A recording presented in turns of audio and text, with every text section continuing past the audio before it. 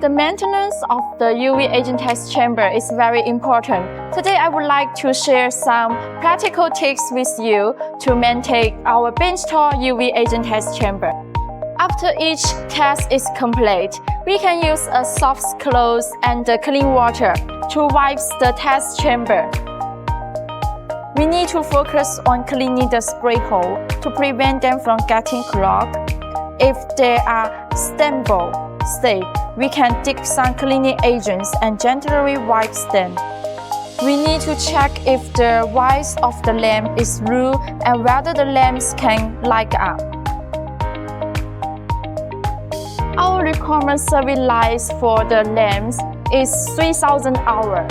When the lamps are approaching their service life, it is necessary to pay more attention to the irradiation intensity of the lamps and replace them in time.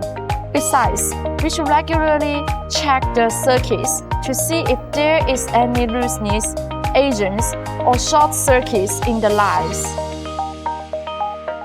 These simple tips can keep your UV agent test chamber in excellent conditions all the time.